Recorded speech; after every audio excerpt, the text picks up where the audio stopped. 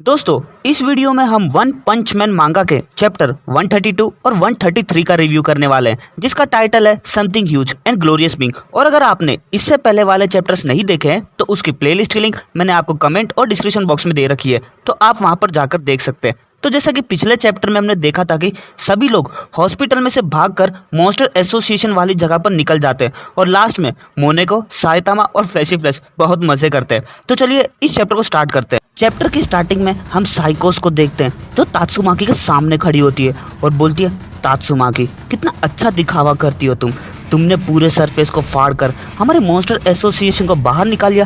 कि तुम अपनी पावर का शो ऑफ करना चाहती हो।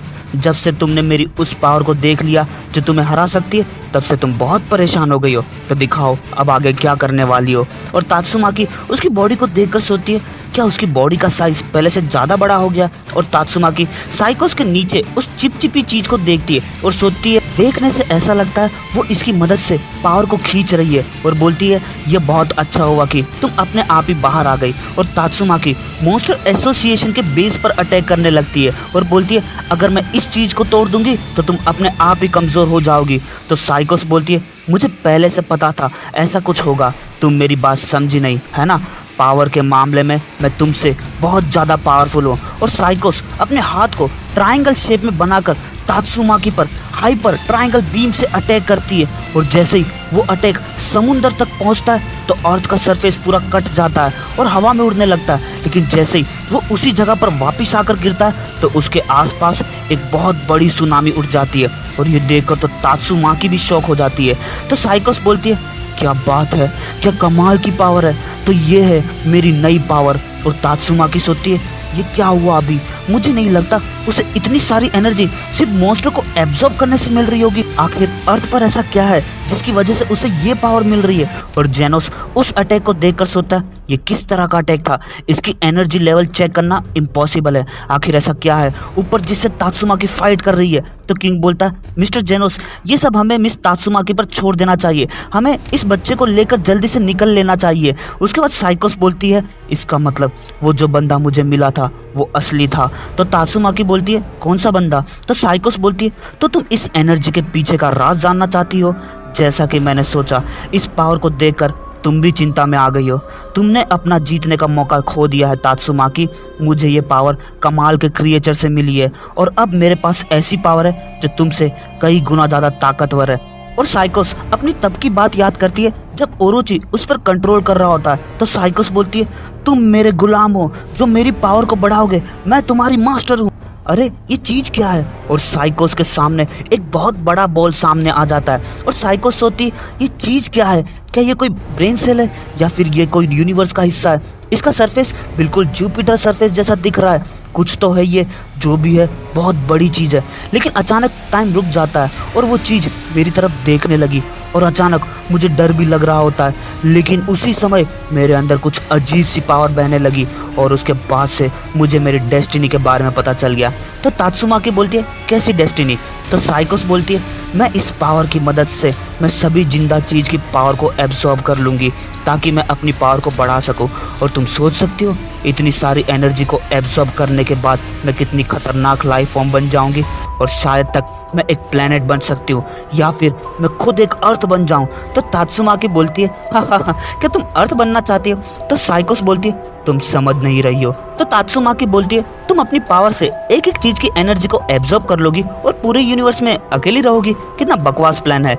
तो साइकोस बोलती है, तुम बहुत बड़ी बेवकूफ हो, तुम्हें मालूम नहीं है, लेकिन ये सब शुरुआत से ही भाग्य में लिखा था। एक ऐसा भयंकर समय आएगा जब पूरी मनुष्य जाति खत्म हो जाएगी और मुझे इस काम की जिम्मेदारी दी गई है। तुम भी एक पावरफुल साइकिक हो बिल्कुल मेरी तरह, लेकिन फिर भी तुम्हें इस काम के लिए नहीं चुना गया। तुम जानती हो क्यों, कारण क्या है। फुबुकी और तुम्हारे जैसे लोग फ्यूचर के बारे में बिल्कुल भी सीरियस नहीं होते। तुम लोगों को पता नहीं साइकिक पावर क्या क्या कर सकती है। और उस बेवकूफ फुबुकी ने खुद को बिना काम के हीरो के काम में डाल लिया और मैंने उसे जितनी भी वार्निंग्स दी थी उसने सबको इग्नोर कर दिया। तो तात्सुमाकी सोचती है, ये किस वार्निंग की बात कर रही है। तभी साइकोस बोलती है, तुम लोगों ने मेरी वार्निंग को सीरियस नहीं लिया ना तो तुम सबको हारना पड़ेगा और ये तुम सबकी पनिशमेंट है। तो तात्सुमाकी बोलती है क्या बकवास है, तुम्हें पता होना चाहिए कि सब लोग एस्पर पावर वालों को तभी बुलाते हैं जब उनको ज़रूरत पड़ती है, सिर्फ अपने इस्तेमाल के लिए, और तुम इस बात को नहीं समझ पाई हो क्योंकि अभी तुम्हारा दिमाग अच्छी तरह से बड़ा नहीं हुआ है ना, जिसकी वजह से तुम किसी बेवकूफ़ चीज़ की बात सुनकर उसकी गुलाम बन गई हो। जब समझ आएगा तो ये बिल्कुल मत सोचना कि कोई तुम्हें बचाने आएगा। लेकिन तुम कितनी बड़ी बेवकूफ़ हो, तुमने अपने उस पालतू जानवर की मदद ली जिससे सामने वाले को पता चल गया कि तुम कितनी कमज़ोर हो और उसने तुम्हें अपना गुलाम बनाने का सोचा। तो साइकोस बोलती है तुमने मुझे बेवकूफ़ कहा, वो भी मेरी इतनी सारी पावर देखने के बाद भी तुमने अभी तक मुझे पहचाना नहीं है। और मॉन्स्टर एसोसिएशन के नीचे से बहुत सारे ड्रैगन निकल कर आते हैं जो तात्सुमाकी पर अटैक करने लगते हैं। और साइकोस बोलती है गॉड ने मुझे चुना इस धरती के लिए, अगर तुम मुझे रोक सकती हो तो रोक के दिखाओ। और तात्सुमाकी उन सभी अटैक से बचने लगती है और तात्सुमाकी सोचती है मुझे इस बात का ध्यान रखना होगा कि उसका एक भी फायर अटैक जमीन पर ना लगे। सरफेस टीम भी यहाँ से निकल चुकी है और किंग भी हॉस्टेज को लेकर भाग रहा है। आखिरकार किंग ने समझदारी वाला काम किया है, वो हॉस्टेज को इस जगह से दूर ले जा रहा है ताकि मैं दुश्मन की पावर को मैच कर पाऊँ और उसे भी कोई नुकसान ना हो। और साइकोस के अटैक के कारण समुद्र में सुनामी आने लगती है और आसपास के लोग उस पानी को देखकर सोचते हैं ये तो सुनामी है, जल्दी से हमें कोई ऊंचाई वाली जगह पर पहुंचना होगा। लेकिन इससे कोई फ़ायदा नहीं होगा, हम नहीं बच पाएंगे।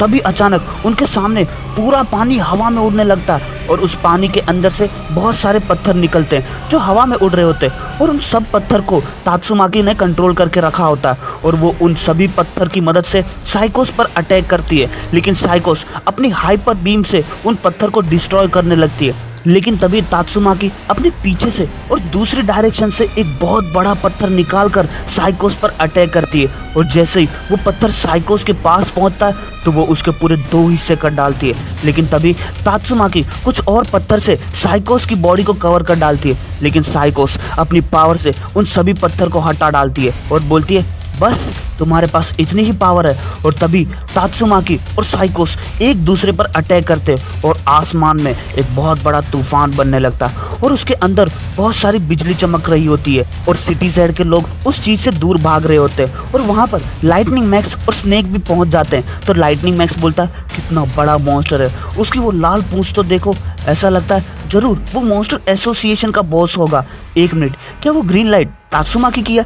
तो स्नेक बोलता है कितना खतरनाक नज़ारा है। तो लाइटनिंग मैक्स बोलता है ऐसा लग रहा है कि दुनिया खत्म होने वाली है। तभी अचानक साइकोस का एक अटैक उस जगह पर आकर गिरता है और तात्सुमाकी उन पत्थर की मदद से साइकोस के अटैक से बच रही होती है। तो साइकोस बोलती है तुम्हें क्या लगता है इन पत्थर के पीछे छुपकर तुम मेरे अटैक से बच पाओगी? और सोचती है लेकिन मैं उसकी साइकिक पावर को महसूस कर सकती हूँ जिसकी वजह से इन पत्थर के पीछे भी मैं तुम्हारी लोकेशन को देख सकती हूँ। तभी साइकोस तात्सुमाकी पर अटैक करती है लेकिन वो सिर्फ एक डुप्लीकेट पत्थर होता है तात्सुमाकी का।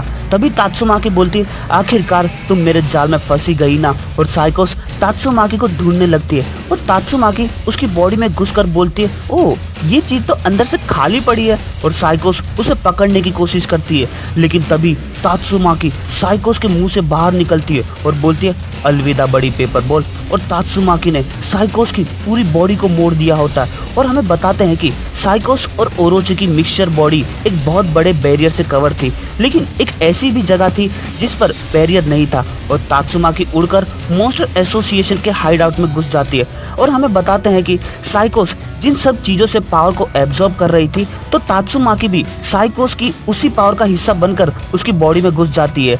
अभी तक तात्सुमाकी अपनी कमज़ोर साइकिक पावर ही इस्तेमाल कर रही थी क्योंकि वो नहीं चाहती थी कि जिस पावर से वो हीरोज़ को बचा रही थी उस पावर के बारे में साइकोस को पता चले। उसने ये सब इसलिए किया क्योंकि उसे डर था कि साइकोस के शरीर के साथ साथ दूसरे हीरोज़ भी दब ना जाएं क्योंकि साइकोस की बॉडी पूरे मॉन्स्टर एसोसिएशन में फैली हुई है। उसके बाद तात्सुमाकी सोचती है अब मैं सारे हीरोज़ को बाहर निकाल सकती हूँ और सारे हीरोज़ बाहर निकलने लगते हैं। और तात्सुमाकी सोचती है एक बार सारे हीरोज़ बाहर निकल जाए तो मैं पूरे मॉन्स्टर एसोसिएशन को मोड़ डालूंगी। तभी अचानक तात्सुमाकी के हाथ में साइकोस अपनी स्वॉर्ड से अटैक कर डालती है लेकिन तात्सुमाकी अपने दूसरे हाथ से साइकोस पर अटैक करने जाती है लेकिन साइकोस उस हाथ में भी अपनी स्वॉर्ड डाल देती है और उसे बिजली का एक बहुत बड़ा झटका देती है और तात्सुमाकी की पावर कम होने के कारण सारे बैरियर गायब हो जाते हैं, जिसकी वजह से पूरी प्रिजनर तो सीधा एटॉमिक समुराई के ऊपर गिरता है। उसके बाद हम साइकोस की रियल बॉडी को देखते हैं, जिसका आधा चेहरा ओरोची जैसा होता और बोलती है तुम बहुत चालाक हो, लेकिन तुम अपना पूरा काम करना भूल गई और तुमने अपना डिफेंस डाउन कर लिया।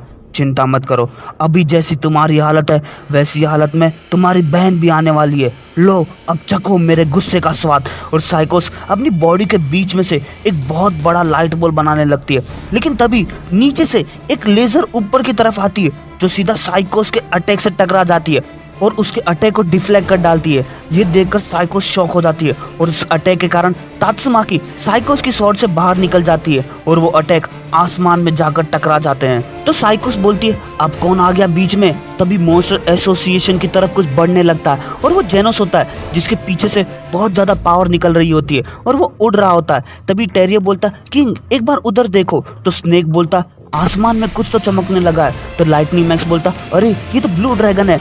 और जेनोस साइकोस के पास पहुंचकर एक एनर्जी बॉल बनाने लगता है और उसके अंदर से निकलती हुई बिजली बिल्कुल ड्रैगन की तरह दिख रही होती है। और साइकोस भी अपने अटैक को रेडी करने लगती है और जेनोस अपना lightning drill cannon attack use करता है और साइकोस अपना हाइपर बीम अटैक यूज करती है। और जैसे ही उन दोनों के अटैक टकराते हैं तो जेनोस थोड़ा सा पीछे चला जाता है और सोचता है इसने तो मुझे पीछे धकेल दिया। तभी मॉन्स्टर एसोसिएशन के अंदर से कुछ ड्रैगन निकलकर जेनोस पर अटैक करते हैं, लेकिन जेनोस भी एक साथ बहुत सारी लेजर अटैक करता है और उन सभी ड्रैगन्स के अटैक को रोकने की कोशिश करता है। और साइकोस भी अपनी हाइपर बीम से अटैक करती है, लेकिन जेनोस उसे भी रोके रखता है। तो तात्सुमाकी बोलती है रुक जाओ डीमन साइबोर्ग, ये लड़ाई किंग ने मुझ पे छोड़ दी है, तो तुम्हें बीच में आने की कोई जरूरत नहीं है। तुम क्या चाहते हो, मैं तुम्हें दूसरी बार दीवार पर चिपका दूं? तो जेनोस बोलता है किंग ने ये लड़ाई तुम्हें तब तक सौंपी है जब तक साइतामा सेंसे ना आ जाए, और एक स्टूडेंट होने के नाते मुझे अपने टीचर के लिए बैकअप रखना होगा। मैं इन एनर्जी बीम्स को संभालता हूँ, तुम सिर्फ मॉन्स्टर को संभालो। और जेनोस सोचता है इसकी पावर तो बहुत ज़्यादा है, मैं तो सिर्फ इसके अटैक को डिफ्लेक्ट ही कर पा रहा हूँ। मुझे आए हुए सिर्फ 5 मिनट हुए हैं, लेकिन मुझे अपनी अल्टीमेट पावर को यूज़ करना पड़ रहा है। इस पावर की मदद से तो मैं उस बड़े से मीटियोर को भी सिर्फ एक ही अटैक में तोड़ सकता हूँ, लेकिन मैं यहाँ पर दोबारा कमज़ोर पड़ रहा हूँ। तो जेनोस डॉक्टर कुसेनो की बात याद करता है, जिसमें डॉक्टर कुसेनो बोलता है तुम मेरी बात समझे जेनोस, तुम अपनी फुल पावर को सिर्फ 10 सेकंड के लिए इस्तेमाल कर सकते हो। और जेनोस सोचता है क्या मैं कर सकता हूँ? और तात्सुमाकी सोचती है बस जल्दी से सब लोग बाहर निकल जाएं। तभी फुबुकी और बैंग और बॉम्ब भी बाहर निकल जाते हैं। तो फुबुकी बोलती है नहीं मैं बाहर नहीं जाना चाहती बहन, तुम्हें अभी के अभी रुकना होगा। तो बैंग बोलता है तुम्हें क्या हुआ है फुबुकी? तो फुबुकी बोलती है वहाँ पर सिर्फ मेरी बहन ही नहीं बल्कि और भी कई लोग हैं जिनके पास बहुत खतरनाक पावर है, पता नहीं आखिर ये बाहर क्या चल रहा है। और साइकोस जेनोस और तात्सुमाकी को देखकर बोलती है बेवकूफो, तुम मुझे रोकने की कोशिश कर रहे हो जिसके हाथ में मनुष्य जाति का भविष्य है। ठीक है तो संभालो मेरी इंटेलिजेंस पावर को।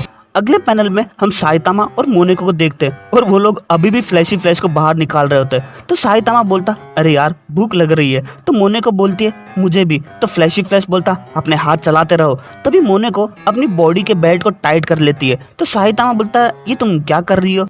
तो मोनेको बोलती है ऐसा करने से तुम अपनी भूख को कम कर सकते हो। तो साइतामा बोलता ऐसा करने से तो तुम और भी ज़्यादा अजीब लग रही हो, मुझे पता नहीं तुम मॉन्स्टर क्या क्या सोचते रहते हो। तभी मोनेको टकार मारती है। तो साइतामा भी उसकी तरह अपनी बेल्ट को टाइट कर लेता और बोलता 1 मिनट रुको, ये थोड़ा काम कर रहा है। तो मोनेको बोलती है मैंने कहा था ना। तो साइतामा बोलता है क्या बात है, मुझे भूख कम करने का एक नया तरीका मिल गया है। तो मोनेको बोलती है तुम्हें मालूम है हम सब लोग एक दूसरे पर निर्भर रहते हैं। तो फ्लैशी फ्लैश बोलता हमें अपने साथ मत मिलाइए। उसके बाद साइतामा बोलता मैं सोच रहा हूँ घर पर जाने के बाद मैं क्या पकाऊं। तो मोनेको बोलती है करी के बारे में क्या ख्याल है? तो साइतामा बोलता बिल्कुल।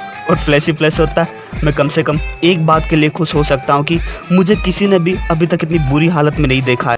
तो दोस्तों ये चैप्टर यही खत्म होता है। उम्मीद करता हूँ आपको वीडियो पसंद आया, और अगर वीडियो पसंद आया तो आपको पता ही है क्या करना है, आपको इस वीडियो को लाइक शेयर करना है, और अगर आप नए हो तो चैनल को सब्सक्राइब कर देना।